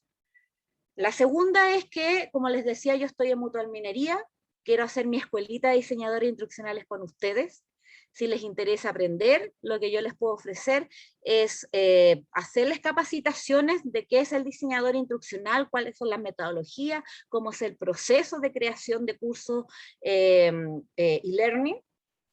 Así que también me pueden escribir enviando su CV. Y también mi amigo Adolfo, que yo les dije que me había peleado, pero que ahora volvimos a ser amigos, también está buscando laborantes, también le gusta la idea de tener como profes de lenguaje en este mundo de repente un poco insensible de la corporación, y tener esta mirada distinta hacia la persona y la creación de experiencias. Así que también le pueden enviar su CV indicando que quieren participar con ellos, enviándoles a contacto@servirtual.cl. Eso es, Jimena. Muchas gracias, Paula, te enviamos aplausos, muchas felicitaciones por esta presentación. Te agradezco también, Paula, especialmente por esta invitación final que yo quiero reforzar para todas y todos nuestros estudiantes, futuros colegas. No hay que esperar a que acabe la universidad para empezar a aprender cosas nuevas. Hoy día la virtualidad nos ha mostrado que las fronteras en realidad casi no existen, así es que yo espero que muchas y muchos de ustedes se puedan entusiasmar. Agradezco a Paula por la confianza de querer abrirnos este espacio como carrera para que ustedes se sigan formando de forma alternativa, porque nos queda claro, y por eso abrimos este bloque, que el aula es el mundo, o sea, es el mundo completo. Un profesor, una profesora puede estar en tantos espacios donde haya algo que aprender, y eso es en todos lados y para toda la vida. Así es que bueno, ahora me gustaría dar espacio a comentarios, preguntas, si quieren hacer preguntas específicas, en concreto, este es el momento. pueden levantar la mano o bien pueden escribir sus preguntas e intervenciones en el chat. Entiendo que Daniel García tenía una pregunta o comentario. Daniel, te doy la palabra. Sí. Bueno, primero hacer un pequeño comentario a modo de síntesis del primer bloque y después voy a hacer la pregunta a la profesora Paula con respecto a su exposición. Bueno, primero que estuvieron súper interesantes las exposiciones del primer bloque, en el sentido de que quiero retomar lo que dijo la profesora Susana con el tema de las relaciones de poder en cuanto a Foucault. ¿Por qué? Porque eso es súper importante en cómo el profesor ejerce el poder sobre el estudiantado, en el buen sentido. ¿Por qué? Porque, claro, el Ministerio de Educación, los programas como el PIE, por ejemplo, etiquetan a los estudiantes y hacen una segregación, como decían las profesoras, pero a fin de cuentas es el profesor el que maneja la sala de clase y el que está en constante contacto con los estudiantes. En este sentido, el profesor tiene un rol muy importante de cómo ejerce su poder como profesor, su poder como docente, para poder contribuir e influenciar a los estudiantes. ¿En qué sentido? Por ejemplo, como decía la profesora Daniela, en la educación como movilidad social, por ejemplo, en mostrar a los estudiantes cómo ellos son dueños de su propia vida y no necesariamente responder a las etiquetas que se les colocan. Por ejemplo, la etiqueta de necesidades especiales, las etiquetas de pueblos originarios, por ejemplo. Entonces, en este sentido, nosotros como estudiantes de pedagogía tenemos que tener muy claro, y muchas gracias a esas exposiciones, porque podemos reflexionar y tomar en cuenta cómo vamos a realizar nuestra pedagogía. Como decía la profesora, en qué nivel nos vamos a parar para hacer preguntas, para hacer las clases, por ejemplo, si nos vamos a parar sobre la tarima, si vamos a formar círculos en las clases. Entonces, en ese sentido, nosotros como estudiantes podemos reflexionar bastante sobre qué profesor queremos ser, cuál es la pedagogía que queremos entregar. En este sentido, para más que nada, porque el profesor es el principal motivador de los estudiantes, el principal motivador en cuanto a las elecciones de vida que ellos quieran tener. Como decían las profesoras, yo como profesor tengo que conocer a mis estudiantes porque cada uno es un mundo, cada uno tiene necesidades, cada uno tiene aspiraciones, sueños. Entonces, en este sentido, la asistencia vocacional que hace el profesor y la labor que hace el profesor en impartiendo la materia y la pedagogía es clave para el futuro de los estudiantes. Entonces eso, tener muy en cuenta cómo el profesor hace ejercicio del poder docente en el aula de clase y de los estudiantes. Y en cuanto a la exposición de la profesora Paula, muchas gracias por su exposición, estuvo bastante interesante. En este sentido tengo dos preguntitas, igual un comentario de que a través de esta exposición nosotros como estudiantes de pedagogía podemos conocer otros mundos laborales, porque generalmente uno piensa que al egresar se va a dedicar solamente a hacer clases en el aula, por ejemplo. Y no es así, pudimos conocer en esta exposición que no es así, tenemos un mundo de posibilidades. Y en este sentido, quería preguntarle dos cositas. Primero, ¿cómo la carrera la preparó usted, por ejemplo, en cuanto a la malla curricular, al perfil de egresos, si se le entregaron las herramientas necesarias para estos desafíos o no?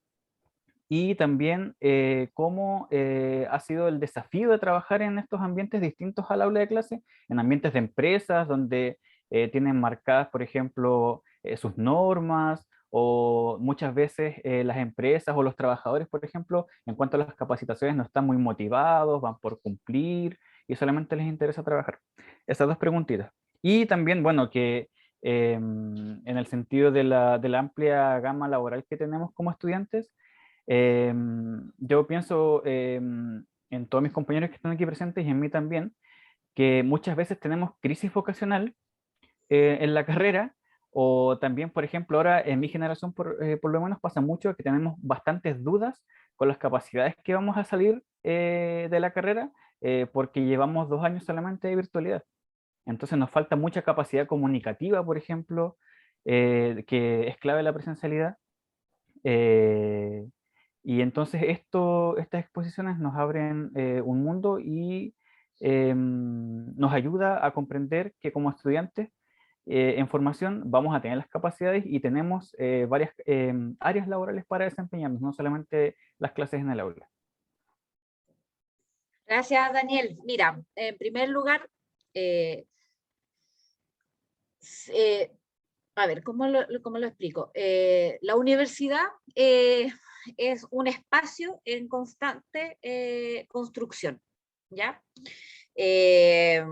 Y esa construcción también depende mucho de nosotros como estudiantes, ¿ya? Afortunadamente las universidades estatales tienen ese plus donde se pueden generar espacios de discusión y también espacios donde tú puedes ir aportando en esas líneas de lo que quieres. Nosotros, como yo lo mencioné en mi exposición, nosotros no teníamos la escuela de pedagogía, nosotros éramos súper especialistas y buenos metodólogos e investigadores. Ustedes después años de petitorios y, cosas, y conversaciones con los docentes, algunas tesis también de mis compañeros donde en esos momentos hablábamos de estos temas, se logra instaurar la escuela de pedagogía donde se empiezan a hablar de estos temas que a ustedes son súper relevantes. Por supuesto, en esa base, todo lo que me enseñó la universidad hoy día es totalmente aplicable a estos mundos, ¿ya? La única restricción que depende mucho de uno en cómo los va a aplicar, porque te enseñan mucho. Tú tienes una arista así tremenda, o sea, tienes especialista en lingüística, tienes especialista en comunicación, en semiótica, en literatura, en educación, pero donde tú quieres enfocarte en tu mundo laboral, puedes, vas a recordar todas las enseñanzas. Por ejemplo, hoy día está muy en boga el tema de la inteligencia artificial. Y lamentablemente, los profesionales que se están tomando los roles que deberían ser nuestros como pedagogos de lenguaje son los psicólogos. Y los psicólogos están hablando de neurolingüística. Porque para armar un robot, para un chatbot, necesitas tú educar a ese robot para que hable y se comunique y conecte con una persona. Entonces, nosotros desde la lingüística podríamos ser excelentes aportes en esos ámbitos, con Microsoft y empresas internacionales que requieren de un conocimiento neurolingüístico.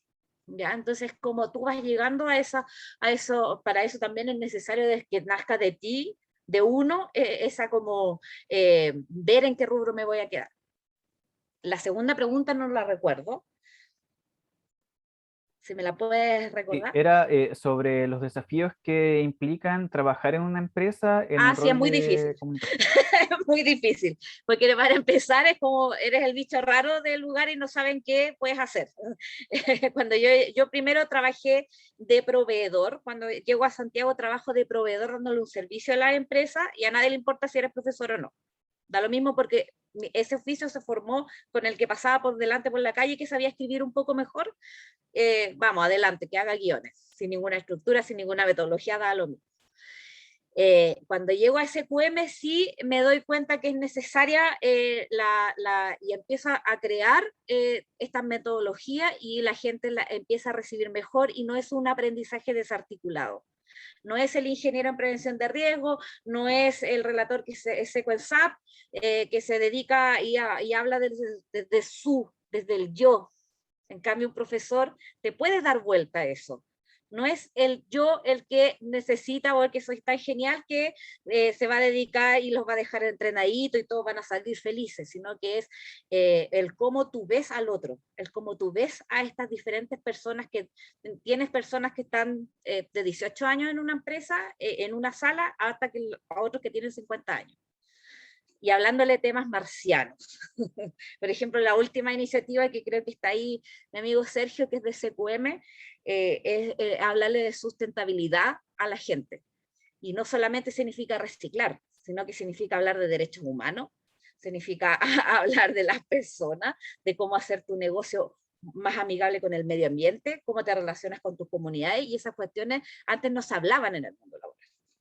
Entonces, esos son los desafíos y que por eso les digo yo feliz de poder abrir esos caminos, pero no es fácil. no fue difícil, no fue cosa que yo llegué a encontré pega al tiro, fueron 150 currículum que envié cuando llegué a Santiago, y de ahí me fui cambiando de trabajo por distintas cosas, en general porque me voy a enojar, después me amigo, pero hay que tener energía. Y la tercera, tampoco me acordé cuál es la tercera pregunta. No, eran esas dos preguntitas solamente. Ya. Muchas gracias, profesora. Perfecto. Muchas gracias, a ti, Paula. Daniel. Le doy la palabra a Belén. Belén, ¿te escuchamos? Sí, es cortito. Es súper entretenida la profe Paula para escuchar. Es súper entretenida de ver. Pero es cortito y es súper personal. Se ve que lo disfruta y que le gusta mucho porque en el fondo igual ha sido pionera de alguna manera. Pero ¿no echa de menos el aula, la sala de clases? Mira, fíjate que no, porque de alguna manera siempre estoy conectada con el aula. Por ejemplo, ayer con mi jefa, que me está escuchando también por Facebook, Mariela, fuimos al Colegio Don Bosco en Calama. Es un liceo técnico profesional, donde hicimos unas capacitaciones que tuvimos que transformar, porque estas capacitaciones de seguridad, de ingreso a la minería y de salud ocupacional estaban pensadas para adultos, entonces ahí las transformamos para que fueran para los niños y les diera un plus extra para poder acceder a las prácticas en la minería. Entonces, de alguna manera, siempre he estado en los colegios. Cuando estaba en el instituto, fui a capacitar a los profesores en escuelas rurales, estuve en escuelas cárceles, he hecho docencia en la universidad, entonces de alguna manera esto no se deja de lado siempre. Hice clases también adentro en SQM, y siempre estoy ofreciendo capacitaciones al interior de los equipos en los que trabajo, así que no se deja, es parte del oficio, no sé. Podríamos decir entonces que la sala de clases está en todas partes. Está en todos lados, sí. El cielo es el límite. Eso. Muchas gracias también, Belén, por la pregunta. Y para ya cerrar este bloque, le doy la palabra a Paloma Cayul, que tiene algún comentario de Facebook para quienes siguen esta transmisión. Sí, bueno, desde Facebook, como mencionaba la profesora Paula, Mariela Lobos comenta: felicitar a Paula, es una tremenda profesional y lo que ella hace es un aporte gigante para la educación adulta. Es un nicho de trabajo que está comenzando y tiene un futuro muy próspero. Esperemos que sea así. Y para todos. Así que envíenme sus currículum, chiquillos. Vamos a tener una buena experiencia. Sí, muchas Van a tener gracias. un plus ahí. Muchas gracias, Paula. Te agradezco de verdad, en nombre de la carrera, por abrir esta invitación. Después nos ponemos en la interna de acuerdo por los datos para hacer la difusión también con nuestra directora de carrera. Agradezco que en estos minutos también nos hayas abierto un poco más la invitación respecto de qué es lo que podemos hacer. La profesión es la carrera, el pregrado es el inicio de un mundo que hoy día es tan cambiante, tan diverso, y que la verdad es que nos va dando tantas oportunidades, y como dice Belén, qué bonito cuando cada uno disfruta y se le nota en la comunicación a todo nivel que ama lo que hace, no importa si es en el aula, si es fuera, si es con adultos, si es con niños. Yo creo que hoy día, y a propósito de la conversación del primer bloque, qué más maravilloso que el derecho a elegir dónde y cómo queremos ejercer nuestra profesión. Así es que ya nos están pidiendo datos para los currículum, Paula está compartiendo, de todas maneras les vamos a enviar un correo masivo, y también aprovecho esta instancia para decir que la próxima semana van a recibir sus constancias de participación todas y todos los estudiantes que nos acompañaron. Bueno, ya estamos en el cierre de este encuentro. La verdad es que me alegra mucho, mucho que con lo complejo que es hacer un espacio un jueves en la mañana hayan decidido estar acá. Son inversiones de tiempo tan necesarias, sobre todo en tiempos donde a veces estamos más cansados, cansadas, volver a reconectarnos, ¿por qué estamos en esto? Volver a tomar energía, generar redes. Hoy día ya conocen a Paula, a Daniela, a Renato, a Susana. Estamos a un clic, estamos todos muy cerca, así es que espero que sigamos haciendo comunidad. Y me gustaría dejarle las palabras de cierre ya a nuestra directora de carrera para ya finalizar con esta actividad.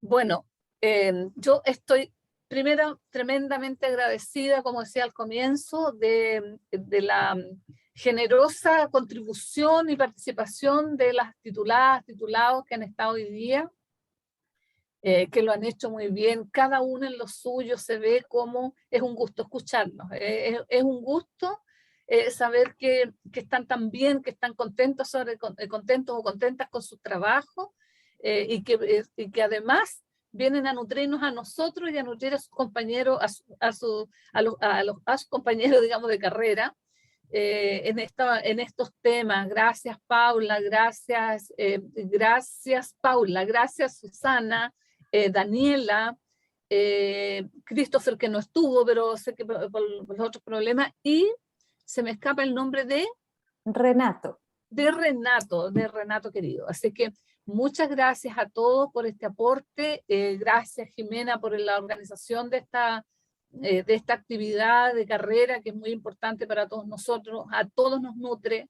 Gracias nuevamente a todos los que participaron, ayudaron, a nuestros alumnos ayudantes, a los colegas, etcétera, a los que pudieron estar también. Y ojalá que, como ustedes también bien decían, ¿no es cierto?, el interés está, pero que podamos continuar más adelante también con otras cosas similares a esta, o en fin, que estos espacios trasciendan en el tiempo por la relevancia que tienen, porque tener la voz de ustedes, que son titulados de esta carrera, que pueden tener una mirada crítica muy fundada también al quehacer que nosotros hacemos, y también, ¿no es cierto?, cómo hemos contribuido a que ustedes pudieran abrirse a otros caminos, porque los caminos en los que están ahora, sin duda, se los han abierto ustedes con sus propios recursos, digamos, personales y académicos, por sus intereses, sus modos de ser, en fin, siempre han sido estudiantes muy destacados en esta carrera, y ahora se ve, ¿no es cierto?, como también después pudieron abrirse otros caminos. Así que yo los felicito por eso y les mando un abrazo de todo corazón a cada uno, a cada una. Eso nomás. Muchas gracias. Muchas gracias. Gracias, directora. Gracias a todas y todos. Espero que sigamos haciendo comunidad. Un abrazo virtual gigante a cada una, a cada uno, y nos vemos pronto. Que estén muy bien. Donde quiera que estén, un abrazo y nos vemos.